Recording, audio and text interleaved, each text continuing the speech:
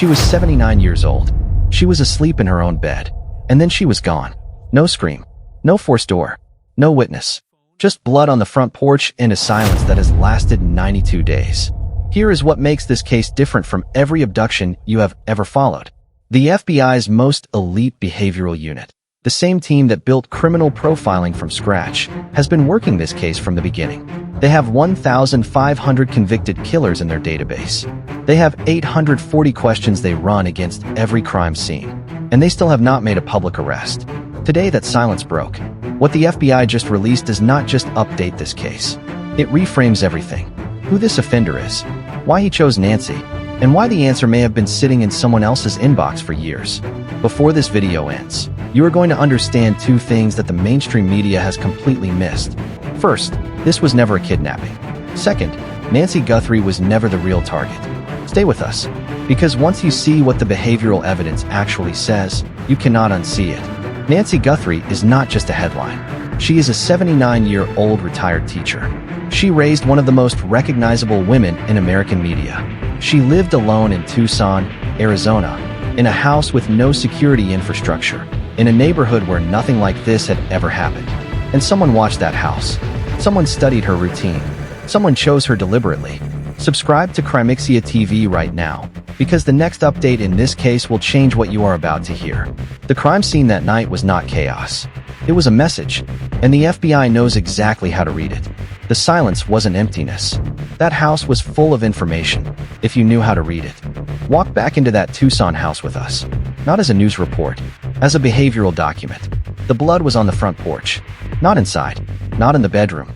The front porch.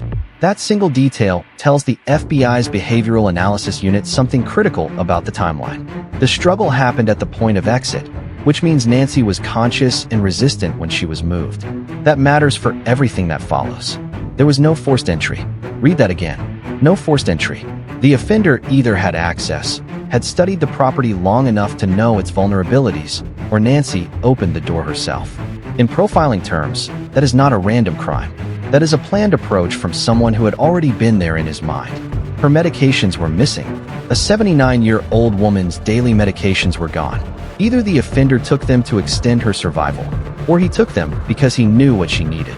Both conclusions are disturbing. Both point to prior knowledge. Now here is what the FBI did with all of this. The Behavioral Analysis Unit runs every crime scene against an 840-question protocol developed. Fitzgerald's conclusion: this was never financially driven. So the physical evidence destroys the kidnapping theory completely.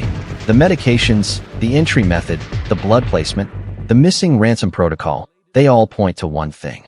This offender came for a different reason entirely. The scene told them what happened. But 1,500 interviews with convicted offenders tell them something the scene never could. Why?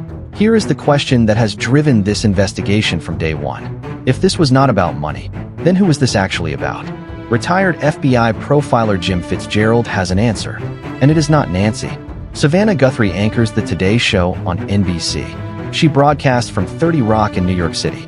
She has a doorman. She has building security. She has a controlled public environment that makes spontaneous access nearly impossible. Someone who became obsessed with Savannah Guthrie could not get close to her. So they found the next accessible point of connection: her elderly mother, living alone in Tucson with no security system.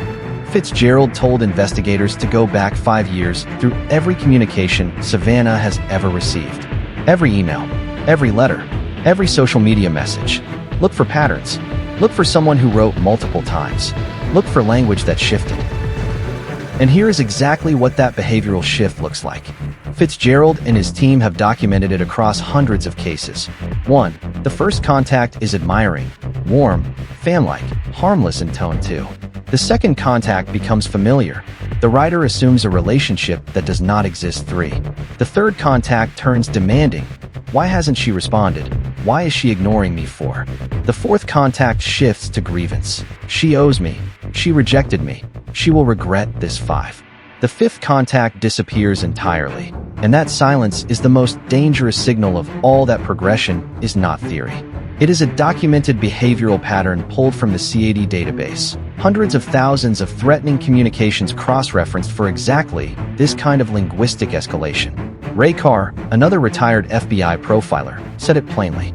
The offender did not wake up one morning and decide to do this. One documented case shows a grudge held for 25 years before action was taken. 25 years. Obsession has no expiration date.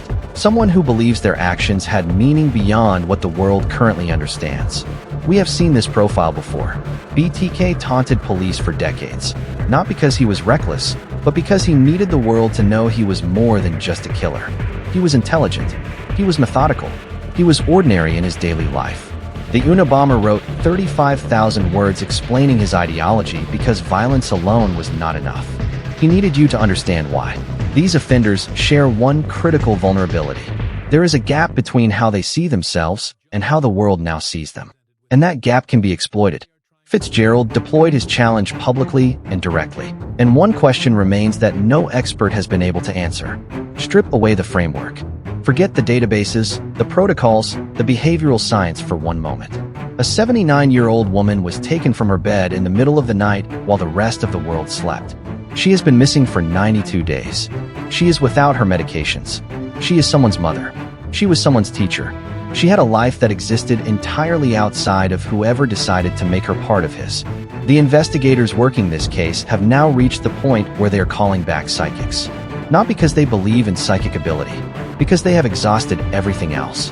One source close to the investigation used 3 words to describe where things stand. We got nothing. But here is what the profilers believe. This case will be solved, not by luck, but by recognition. Somewhere, someone knows a person whose behavior shifted, whose language changed, whose obsession with Savannah Guthrie or NBC was something you noticed and dismissed. If that person is in your life, the FBI tip line is 1-800-CALL-FBI. The reward exceeds $1.2 million. 92 days. No arrest. No proof of life. What do you think investigators are waiting for? Subscribe to Crimexia TV. This case is not over.